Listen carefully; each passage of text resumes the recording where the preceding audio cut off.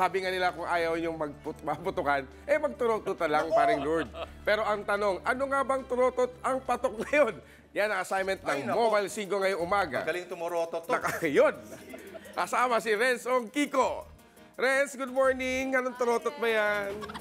Ayun, good morning bayan. Good morning mga tol. Good morning Grace. Ayan, 4 na araw na lang. Usong-uso na naman yung mga pampaingay, mga ganyan. Siyempre, mga magbabagong taon, pantaboy daw kasi ng malas yan, no? At siyempre, kung gusto natin tumawid ng 2016 na kumpleto yung ating mga daliri, no? Siyempre, kailangan natin, ito na lang yung pampaingay natin. No, di ba? Yan, yan. Mas safe tayo dito, no? Isang community kasi dito, isang barangay dito sa Tondo, yung gumagawa nitong mga torotot, no? Sila, ito yung kanilang pangunahing kabuhayan. Mga 40 years na nilang ginagawa to, no? Ito talagang isang buong community. August pa lang, nagsisimula na sila para mapunan yung dami ng order nila. Yan, kung saan-saan kasi nila yan siniship, no? Bukod dito sa Luzon, Cavite, Pampanga, ganyan, Nueva Ecija, Laguna, Bulacan, umaabot pa sila ng hanggang Mindanao, no? So, talagang patok yung kanilang torotot. At saka, syempre, since 40 years na nilang ginagawa to, yung craft nung paggawa ng torotot and yung quality, yung tunog, eh talagang naandun, no? So, yung mga torotot na ginagawa nila, may 3 klase yan, no? Ito, papakita ko sa inyo, no? Yung unang klase dyan, yung talagang original, dali, tatabi ko muna itong aking torotot, no? Yung pinaka-original, eh yung gamit nila film. Ayan, ito, bayaw si Lord yan, pinag-uusapan yung MMFF. Kapag hindi na ginagamit yung mga film na yan, rumorol yung ganun sa cinema, eh nako, napupunta na yan dito. Yan, pwede pa yung i-recycle, pwede pang gawin torotot. Diba? Ganda ng tunog yan. Original yan. Yan. So, ayan. Baka ano kayang pelikula to. At tawag pa nga nila dito saxophone, eh, no? So, tapos yung isa yung toteng. Yung toteng, ito yung mas mahaba. Ito yung pahaba, katulad nito, no?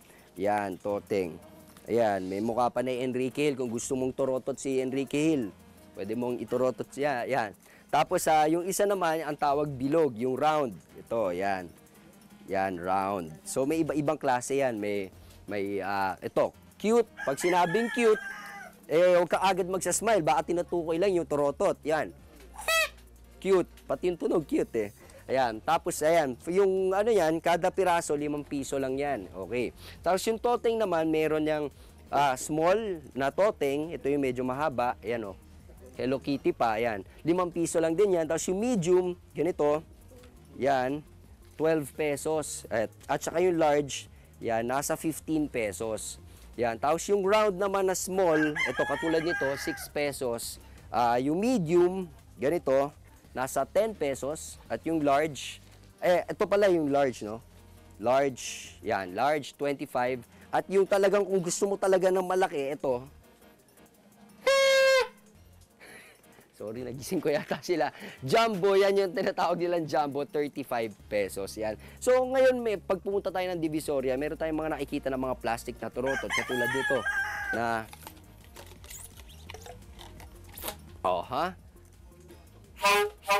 iba yung tunog eh, di ba? Ito yung mga gawang China, iba yung tunog eh, parang boring eh. At saka ito naman, para namang busina ng padjak.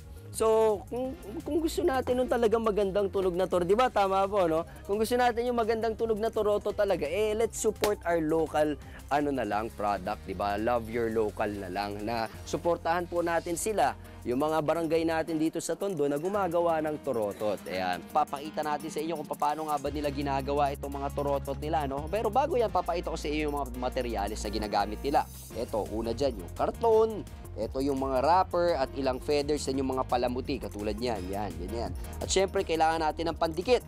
Tulad nito, ayan, white glue o kaya rugby. Pero dito na lang tayo. Baka kasi tawa tayo ng tawa pag, yan, no?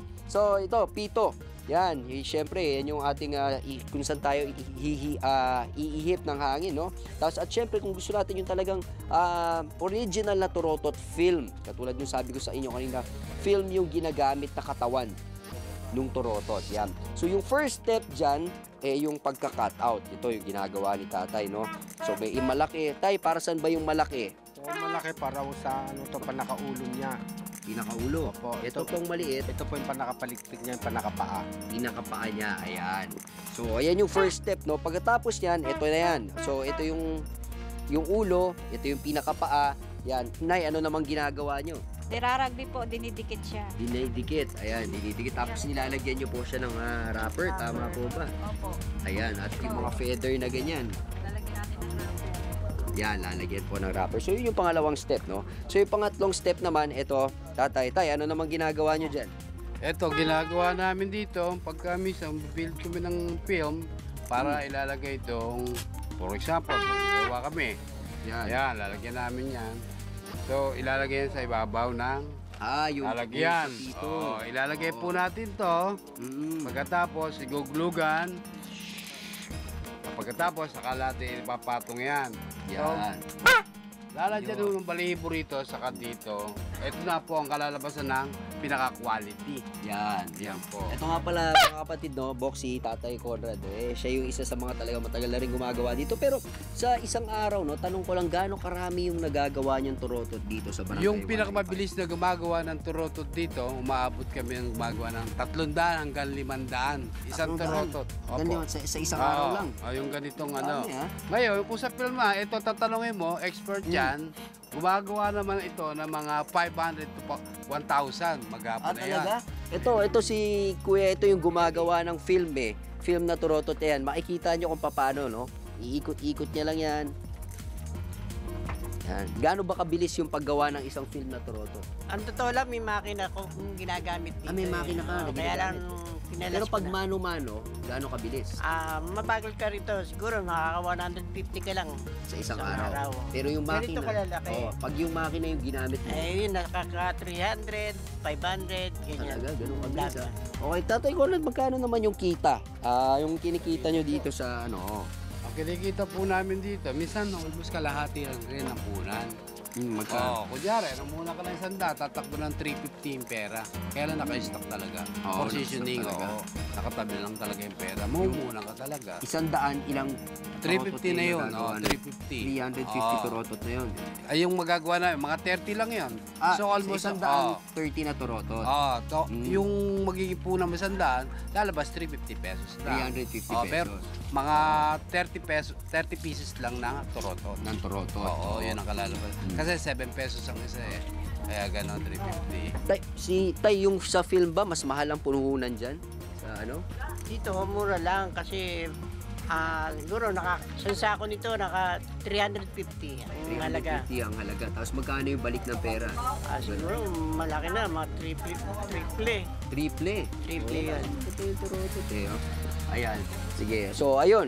Yun, 3 steps na yung paggawa ng turotot. Talagang yung ginagamit nila, ito yung old school na paggawa at yung quality, yung craftsmanship talagang naandun na pe-preserve nila dito sa Barangay 195 sa Tondo. So, para sa mga gusto nyong safe kayo, ngayong bagong taon, magturotot na lang po kayo mga kapatid.